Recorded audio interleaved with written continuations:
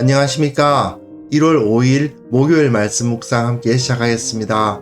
오늘도 주님의 사랑과 은혜가 우리 가운데 충만하여서 주님께서 나를 돌보시고 보호하신다는 사실을 체험하고 기뻐하고 감사하는 하루 보내실 수 있기를 간절히 기도합니다. 오늘 본문은 갈라디아서 1장 18절에서부터 24절까지 말씀입니다. 어제 본문과 연결되어서 바울이 자신의 사도권을 변호하고 있는 부분이고요. 내가 하나님으로부터 예수 그리스도로부터 이 사도로서의 지위를 인정받았지 사람에 의해서 인정받은 것이 아니다. 그리고 내가 주님으로부터 복음을 배웠지 사람으로부터 배우지 않았다. 그 이야기를 하고 있는 부분이에요. 그런데 이것을 통해서 우리가 이 세상의 권위, 권세, 질서에 대해서 한번 생각해보는 시간이 되었으면 좋겠습니다. 특별히 교회 내에서 과연 진정한 권위란 무엇인가?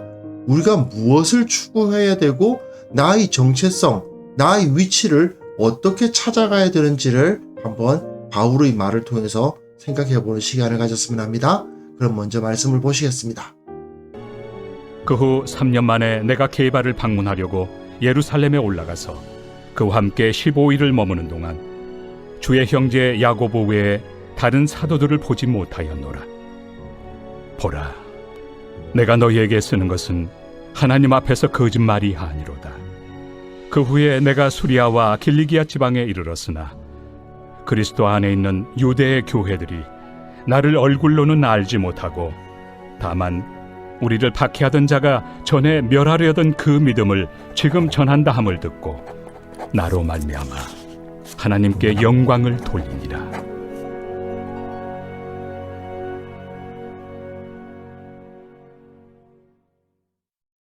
네, 말씀 잘 보셨습니까? 오늘 본문은 좀 짧죠?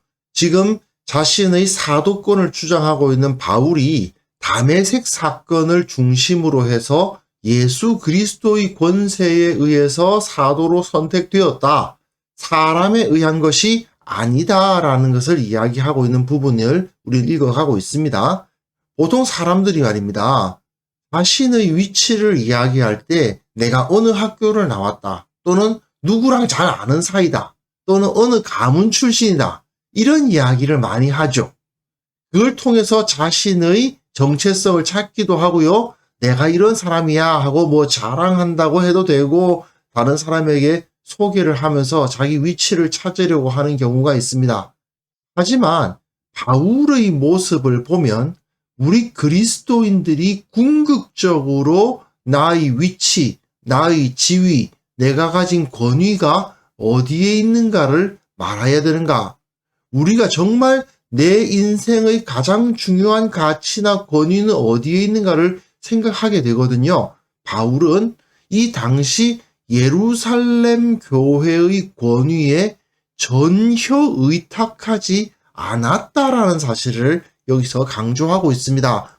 자, 본문 보시면요. 그 후 3년 만에 앞서 본문 보시면 아라비아와 다메섹에서 바울은 사역을 했었죠.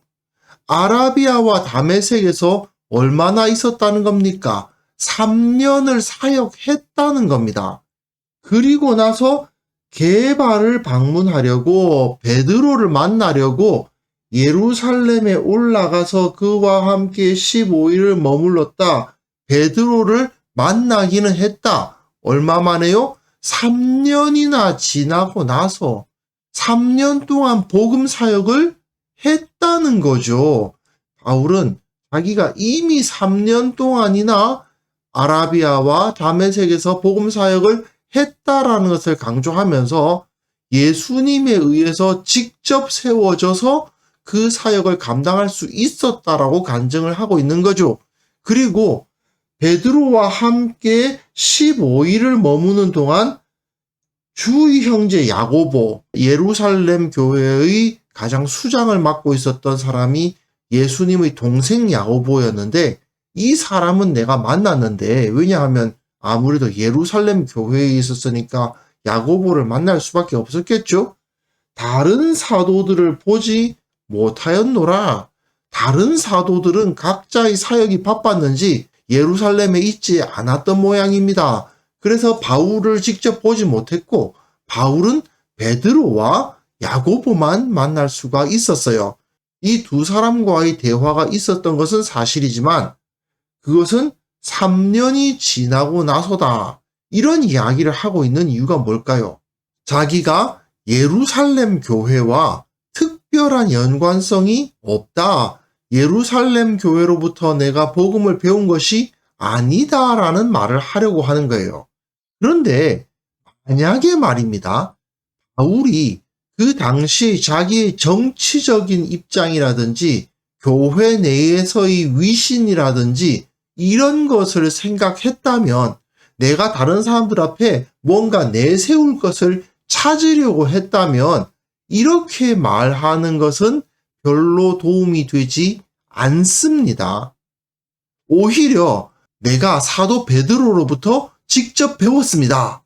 또는 내가 예수님의 동생 야고보와 긴밀한 관계에 있습니다. 이렇게 이야기를 하는 것이 훨씬 더 그 권위를 세우기에 좋아요. 그런데 바울은 딱 15일 보름 동안 베드로와 야고보와 함께 예루살렘에서 교제를 한 것은 사실인데 다른 사도들과 만남 같은 건 가지고 있지 않았다.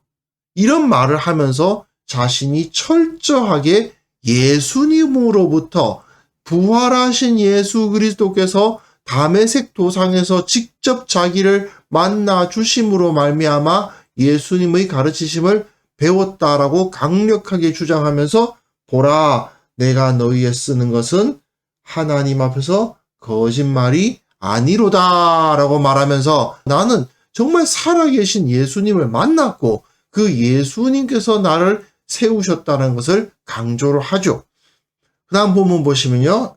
내가 수리아와 길리기아, 유대 지역의 북쪽에 있는 지방입니다. 그곳에 있는 교회에 이르렀지만 그리스도 안에 있는 유대의 교회들이 나를 얼굴로는 알지 못하고 별로 친한 상황이 아니었다는 겁니다. 그 사람들이 나에게 복음에 대해서 전수해 줄 만한 어떠한 기회도 없었고 다만 우리를 박해하던 자가 전에 멸하려던 그 믿음을 지금 전한다 함을 들었다. 바울이 그 믿음을 전하고 있더란 거예요. 전에 멸하려던 그 믿음을 배운 게 아닌데 사람들로부터 자신이 그 복음을 배우지 않았음에도 불구하고 바로 그 믿음을 전하고 있더라는 거죠. 어떻게 이것이 가능할까요? 사람들로부터 배운 적이 없는데 어떻게 그 복음에 대해서 똑같은 믿음을 가질 수가 있을까요? 하나님으로부터 직접 받았다고 인정할 수밖에 없었기 때문에 하나님께 영광을 돌린다는 것이죠. 하나님께서 정말 이 일을 하셨구나. 우리가 저 사람을 설득한 게 아니고 하나님께서 직접 일해 주셔서 저를 변화시키시고 예수 그리스도의 제자로 만드셨구나. 그들이 이 사실을 알게 되었다. 그래서 하나님께 영광을 돌리게 되었다. 그 말입니다. 이건 결국은 이 수리아와 길리기아 지방에 있는 교회들이 이 바울이라는 사람이 예수님과는 전혀 상관없는 신비 체험을 하고서는 막 예수님을 만났다고 헛소리를 하고 있는 것이 아니라는 사실을 인증해 주었다. 베드로와 야고보 사도가 그리고 수리아와 길리기아 지방의 교회가 나의 전달하는 복음이 헛소리가 아니고 베드로를 위시한 사도들로부터 자기들이 복음을 들었는데 그 복음과 바울이 전하는 복음이 전혀 다르지 않더라. 그래서 사도들로부터 배우지 않았음에도 불구하고 사도들의 가르침과 똑같은 가르침을 줄 수 있더라 하는 것이죠. 자, 여기서 우리가 굉장히 중요하게 생각해야 될 것이 제가 좀 말씀드렸습니다만은 바울이 베드로나 야고보 등의 기존의 유명한 사도들의 권위에 자신을 편승시키지 않았다라는 사실이 중요합니다.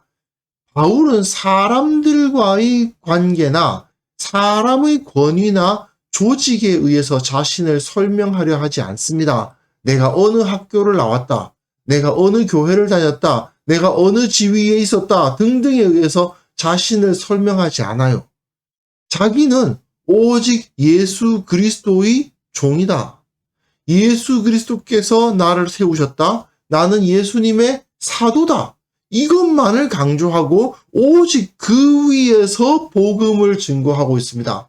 만약 바울이 그런 인간적인 관계에 연연하는 사람이었다면 유대인이 되어야만 하나님의 백성이 될 수 있다라는 저들의 가르침을 거부하기가 어렵습니다. 그렇지 않습니까? 지금까지 역사적으로 하나님께서 이스라엘과 유대인들에게 계속 그 계시를 보여주시고 말씀을 주시지 않았어요. 그렇다면 너희들은 저 유대인들과 관계를 맺고 유대인처럼 살아야 참된 이스라엘이 될 수 있다라는 식으로 가르칠 법도 한 거죠. 하지만 바울은 그렇게 가르치지 않았습니다. 복음이 그런 내용을 말하고 있지 않으니까요. 유대인이 되어야만 하나님의 백성이 되는 것이 아니고 오직 예수 그리스도를 믿는 믿음으로 말미암아 하나님의 백성이 된다. 이 사실이 매우 중요한 겁니다. 이거는요, 16세기 종교개혁자들의 입장과도 완전히 일치합니다. 종교개혁자라는 사람들은 어떤 사람들입니까? 가만 생각해 보세요. 거의 1000년의 역사를 흘러온 그 교회의 역사가 있습니다. 유럽 전역에 교회들이 세워져 있고 그 각 교회 뒤에 정치적인, 경제적인, 사회적인, 문화적인 모든 시스템과 가치들이 다 교회와 연관되어 있던 그런 시대였어요. 그런 상황에서 내가 어느 교회를 다녔고 어느 신학교를 나왔고 어떤 교회에서 어떤 식으로 어떤 위치에서 봉사를 하고 있고 이것은 자기 정체성 자체였던 시대란 말입니다. 그런데 이 종교개혁자들은 어떻게 말합니까? 오직 성경이 가르치는 말씀에 의해서 우리 자신을 규정하겠다. 내가 어디에서 어떤 사람에게 사사를 받고 이런 건 중요하지 않다. 오직 예수 그리스도, 오직 하나님의 말씀, 그 말씀 내가 붙들고 나는 이 교회를 떠난다. 교회당 건물도 없고 어떤 인간적 관계도 없고 아무것도 없는 곳에서 오직 성경 하나 딱 붙들고 밖으로 뛰쳐나갔던 사람들이 바로 종교개혁자들입니다. 우리는 그 종교개혁의 전통 위에 서 있는 거거든요. 오직 성경 말씀이 가르치는 진리 위에서 산다. 기타 어떠한 질서나 권위에 의지하지 않는다라는 뜻입니다. 나의 신앙, 우리의 신앙은 오직 예수 그리스도에게 근거해야 된다는 것을 우리는 꼭 깨달아야 됩니다. 내가 다니는 교회에서 내가 어떤 직분을 맡고 있느냐, 내가 어떤 목사님을 좋아하고 어떤 목사님의 말씀을 잘 듣느냐, 어떤 교회를 다녔느냐, 이런 것에 의해서 내 신앙이 결정되어서는 안 되는 거예요. 나의 신앙은 오직 예수 그리스도. 주님과의 관계로 내 인생이 설명될 수 있어야 한다는 것을 우리는 반드시 기억해야만 됩니다. 그래서 이 시간 함께 기도하실 때에 내가 나의 신앙을 도대체 어떤 것에 근거하여서 정리하고 있었는가? 세상적인 권위가 아니라 오직 예수 그리스도의 권위에 순종하는 참된 신앙인으로서 살아왔던가? 그리고 인간적인 관계나 인간적인 권위가 아니라 말씀의 권위만을 인정하는 공동체를 세우기 위해 노력해 왔는가? 한번 돌이켜보고 주님 앞에 기도하는 시간을 가졌으면 합니다.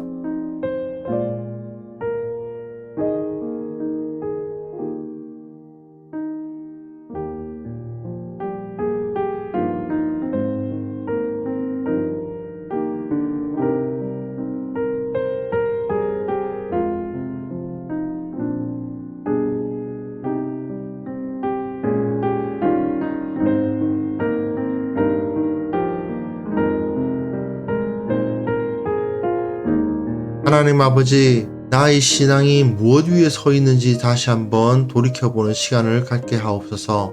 세상적인 관계나 권위가 아니라 오직 예수 그리스도의 권세와 하나님의 말씀 위에 서 있는지 나의 근본이 무엇인지를 다시 한번 떠올리게 하여 주시기를 원합니다. 나는 오직 살아계신 우리 주님께 순종한다. 오직 말씀의 권위만을 인정한다.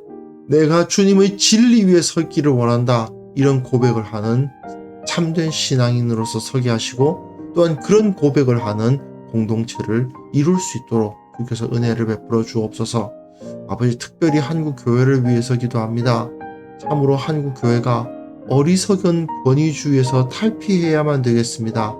오직 진리로 말미암는 참된 권위와 참된 질서를 회복하는 교회가 되어야 되겠습니다. 사람들의 유명세나 사람들의 힘에 의한 것이 아니라 오직 예수 그리스도의 모습을 얼마나 담고 있는가에 의해서 우리의 신앙이 규정되는 그러한 역사가 이 교회 통해서 일어나게 하여 주옵소서. 아버지, 오늘 하루는 온전히 주님 닮기를 원합니다. 주님을 묵상하기를 원합니다. 주님께서 하셨던 그 모습대로 살기를 원합니다. 이것을 통해서 주님께서 내 곁에 계셔서 나를 보호하시고 지켜주심을 피부로 느끼는 하루를 살아가기를 원합니다. 참으로 이 시간에 주님께서 내 길을 열어주시고 나를 이기게 하시고 기뻐하게 하신다는 것을 체험하는 우리 귀한 성도들 다 될 수 있도록 주께서 은혜 베풀어 주시고 예수님의 이름으로 기도합니다. 아멘.